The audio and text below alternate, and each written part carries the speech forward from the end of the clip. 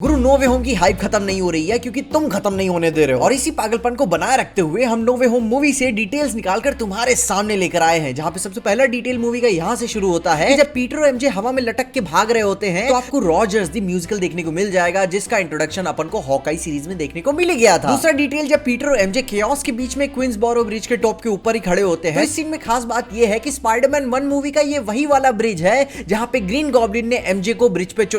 छोड़ा था। अगला डिटेल, जब पीटर और एमजे भागते भागते सीवर की लाइन में घुस जाते हैं तो वहां पे डेलमार्स डेली की वो दुकान बाहर रुकते हुए दिख जाती है। होमकमिंग मूवी में हमें दिखाया गया था और ये डिस्ट्रॉय भी उसी मूवी में हो गया था। प्रोबेबली बचा लिया होगा, इंश्योरेंस होगा उनके पास। अगला डिटेल आता है डैमेज कंट्रोल से। पीटर की आइडेंटिटी रिवील होने के बाद थोड़े ही टाइम में मे के अपार्टमेंट में डिपार्टमेंट ऑफ डैमेज कंट्रोल आ धमकती है, क्योंकि इस एडमिनिस्ट्रेशन के बारे में हमें सबसे पहली बार होमकमिंग मूवी में ही संज्ञान में आया था, जिसकी वजह से एक सुपर विलन का जन्म भी हुआ था। अगला डिटेल, जब पुलिस एमजे को उठा लेती है तो इंटरोगेशन करने के लिए तब हमें उसका पूरा नाम जानने को मिलता है, वरना इससे पहले अपन एमजे मिशेल जोन्स यही पता था अपन को, मगर अब हमें पता चलता है कि इसमें उसका नाम मिशेल जोन्स वॉटसन है, ठीक किसी पुरानी पिक्चरों की वेरिएंट की तरह। अगला डिटेल कोई क्रिटिकल नहीं है मगर बता ही देते हैं। मैट मर्डॉक है इस पिक्चर में, तो अपना दिलो जान वाला डेयरडेविल वहां पे एज अ लीगल अटर्नी के तौर पे इंट्रोड्यूस किया गया है, जो कि रेफरेंस है द अमेजिंग स्पाइडरमैन कॉमिक्स का, जहां पे पीटर अरेस्ट हो जाता है और मैट उसे रिप्रेजेंट करता है। अगला डिटेल हैप्पी के अपार्टमेंट से आता है, जहां पे आपको डाउनटाउन एबी की डीवीडी देखने को मिल जाएगी, जो कि इस बारे में हमें पता चलता है आयरन मैन 3 में ही कि हैप्पी का ये फेवरेट शो है। अगला डिटेल पीटर के स्कूल के बाहर प्रोटेस्टर्स के पास से आता है, जहां पे एक नहीं कई लोग स्पाइडरमैन को एज अ डेविल की तरह रेफर करते हुए भी नजर आते हैं, वो भी एज अ होर्डिंग पकड़ते हुए भी। अब हाँ गुरु देखो, मैं ऐसे ही नहीं बोल दे रहा हूँ कि अभी मेफिस्टो है, मगर क्या पता,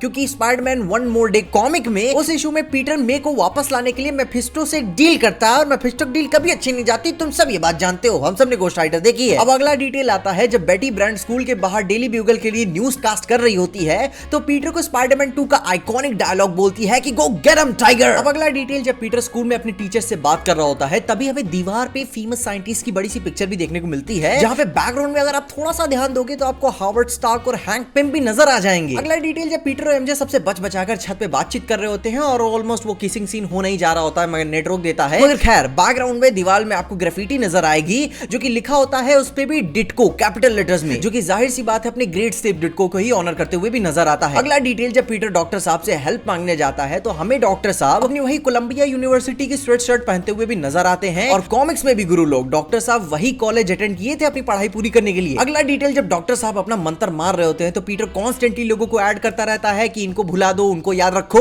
और जो कि एग्जैक्ट सिमिलर ये स्टोरी लाइन है द अमेजिंग स्पाइडरमैन कॉमिक से, जहां पे पीटर स्ट्रेंज से अपनी आइडेंटिटी भुलवा देने को कहता है, सिर्फ यहां पे एमजे को छोड़कर। अब अगला डिटेल, जब हैप्पी के अपार्टमेंट में आंट मे और पीटर उसके कॉलेज के एक्सेप्टेंस लेटर को खोल रहे होते हैं तो हमें वहां पे वही लेगो डेथ स्टार नजर आता है स्टार्क की डमी रोबो के साथ, जो कि स्पाइडरमैन होमकमिंग का कॉल बैक है, जहां पे नेड डेथ स्टार को तोड़ देता है जब वो पीटर की आइडेंटिटी फाइंड आउट कर लेता है, जो कि अफसोस की बात है कि ये पूरा नहीं कर पाए, और मैं होप करता हूं कि अगली पिक्चर में ये पूरा कर ले। अगला डिटेल आता है, जब पीटर हाईवे पे एमआईटी की वाइस चांसलर्स को मिलने जाता है तो हमें गाड़ी के नंबर नजर आते हैं 63ASM3, जो कि एक्चुअली में रेफरेंस है 1963 की the amazing Spiderman issue 3 comic का, जहां डॉक ऑक सबसे पहली बार फीचर हुए थे। गुरु अब लाइसेंस प्लेट की बात कर रहे हैं तो अगला डिटेल भी लाइसेंस प्लेट की कर लेते हैं, जहां पे वाइस चांसलर की पिछू वाली टैक्सी में उसका लाइसेंस नंबर लिखा होता है 1228, जो कि डायरेक्टली स्टैनली के बर्थडे का रेफरेंस है। और अभी तक कितनी डिटेल्स मैंने तुमको दे दी?